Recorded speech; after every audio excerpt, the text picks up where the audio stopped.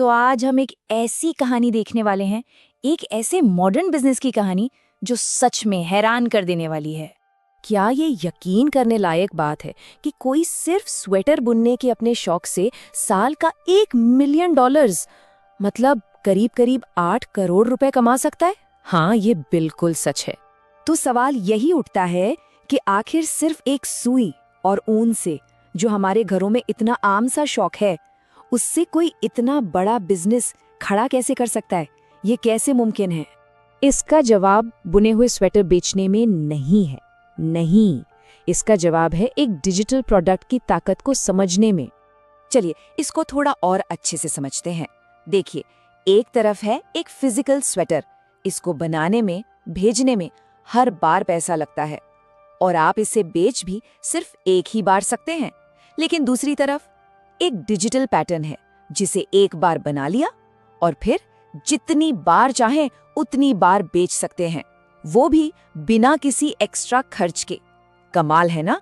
तो मतलब इस पूरे बिजनेस का जो सीक्रेट है वो ये है कि यहाँ असली स्वेटर नहीं बिक रहा, बल्कि उसे बनाने का तरीका बेचा जा रहा है। सिर्फ एक PDF फाइल, मतलब कि एक ऐसा ज्ञान जिसे बिना किसी लागत के लाखों करोड़ों बार बेचा जा सकता है। अच्छा, तो अब थोड़ा और गहराई में चलते हैं और देखते हैं कि ये बिजनेस आखिर काम कैसे करता है, कैसे ये कस्टमर्स को खींचता है और फिर सेल्स करता है। इसकी स्ट्रैटेजी ना बहुत ही स्मार्ट है।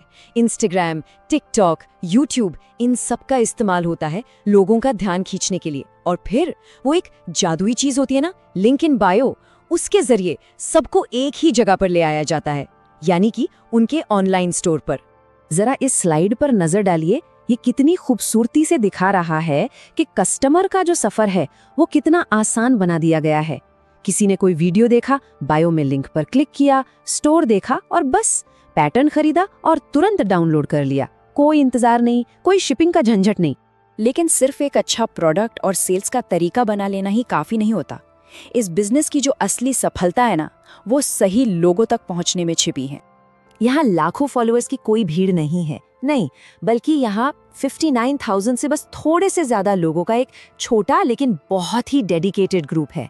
ये सिर्फ फॉलोअर्स नहीं है, ये वो लोग हैं जो इस आर्ट के सच में दीवाने हैं। और यही इस मॉडल की असली ताकत है। इसको समझने का एक बहुत अच्छा तरीका है। सोचिए, आइसक्रीम हर किसी को बेचने की जरूरत नहीं है। उसे सिर्फ उन लोगों को बेचिए जो मौसम की परवाह किए बिना आइसक्रीम खाना पसंद करते हैं। बस लाखों लोगों के पीछे भागने के बजाय सिर्फ उन लोगों तक पहुंचे जो आपका प्रोडक्ट सच में चाहते हैं। यही है टारगेटेड ऑडियंस की पावर, और इसी को कहते हैं नीश डोमिनेशन। जब हर किसी को खुश करने की कोशिश छोड़ दी जाए और सिर्फ एक चीज पर पूरा फोकस किया जाए, तो लोग उस फील्ड का एक्सपर्ट मानने लगते हैं और भरोसा करते हैं। चलिए अब इस पजल के आखिरी टुकड़े को जोड़ते हैं और देखते हैं कि ये सब मिलकर एक इतना ज्यादा प्रॉफिट वाला मॉडल कैसे बन जाता है। तो अब बात करते हैं सीधे सीधे पैसों की, क्योंकि डिजिटल प्रोडक्ट्स को बार बार बनाने या भेजने का कोई खर्चा ही नहीं होता, इसलिए इनका प्रॉफिट मार्जिन सोचिए आसमान छू सकता है, 60% या उससे भी कहीं ज्यादा। फिजिकल सामान के बिजनेस में तो ये लगभग नामुमकिन है। और कहानी सिर्फ $5-10 के पैटर्न बेचकर खत्म नहीं होती। ये बिजनेस अपनी इनकम को और भी तरीकों से बढ़ाता है, जैसे कि $1,000 तक की हाई वैल्यू कोचिंग से और YouTube से होने वाली कमाई से भी। और यही है पैसिव इनकम का सबसे शानदार उदाहरण। सोचिए जरा, एक बार मेहनत करके कोई चीज बना दी और फिर वो सालों साल पैसा कमा कर दे रही है, तब भी जब आप आराम कर रहे हो। तो यहाँ से सबसे बड़ी सीख क्या मिलती है? यही कि कोई भी खास हुनर, चाहे वो क्रोशे हो, खाना बनाना हो, गिटार बजाना हो या कोडिंग, उसे एक कीमती डिजिटल प्रोडक्ट में बदला जा सकता है।